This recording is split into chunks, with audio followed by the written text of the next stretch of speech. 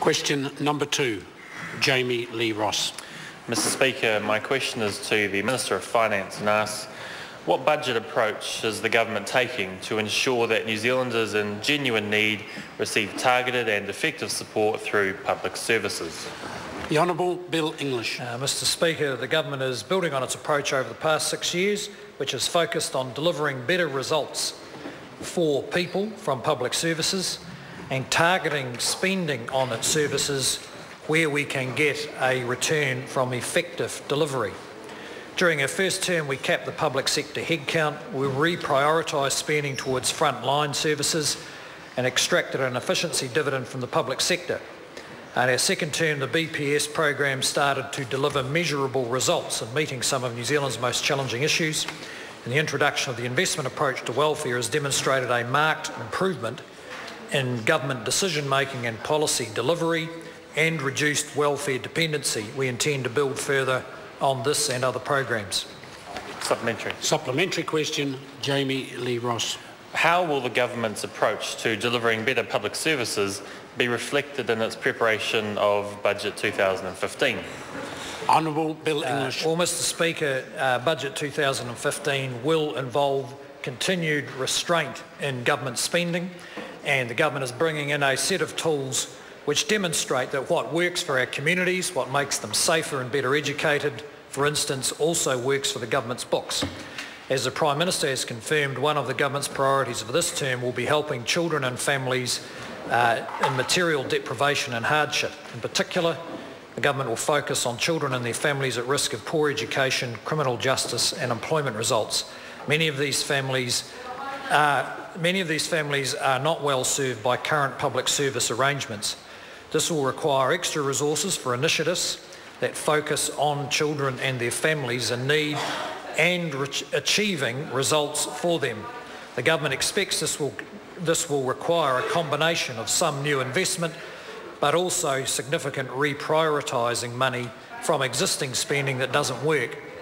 Supplementary. Supplementary question, Jamie Lee Ross. What specific steps will the government take in preparing Budget 2015 to ensure initiatives focus on delivering better results for New Zealanders in need? Honourable Bill Mr English. Speaker, social sector agencies will work to extend and further evolve the investment approach the government has developed over recent years. This will include identifying solutions for the most at-risk groups who need individualised assistance based on their local and family circumstances, recognising and challenging the effectiveness of existing spending and policy delivery, involving children and families, communities and providers in developing these solutions, and expanding ideas based on data across public agencies, which tells us where these families are, when they need help, and which ones need investment in them. We plan to have an open working relationship with external providers, academics, community groups and others who use public services. Supplementary. Supplementary question, Jamie Lee Ross. What will be the next steps in the government's focus on delivering better services and support for the most at-risk children and their families? Honourable Mr. Bill Speaker, English. Through the government tender system, the government is issuing a request for information to help target spending on social services and get better results for children and their families most at risk. This is the next step in a process that will see ongoing involvement of social service providers, frontline staff and communities. In particular, we want to help those most at risk and the hardest to reach New Zealanders. So the Treasury will go out to a range of groups seeking feedback on how existing services work, how they can be improved and how they can be better targeted.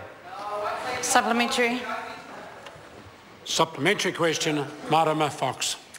Does the Minister agree with the Chief Economic Advisor for Alliance that unless developed nations hike minimum wage rates, income inequality will continue to engulf those economies? And if so, what initiatives will he take to lift the minimum wage and ensure outcomes are improved for New Zealanders in genuine need? Honourable Bill English. Well, Mr Speaker, I haven't seen the advice from the Allianz Economic Advisor, but I can inform the member that the government has consistently lifted the minimum wage each year And in fact, New Zealand's minimum wage is, I think, second highest in the OECD as a proportion of the minimum wage, as a proportion of the average wage. And so the government will continue to weigh up the balance of lifting incomes for those on the minimum wage by increasing the minimum wage, but not at the expense of putting them out of work.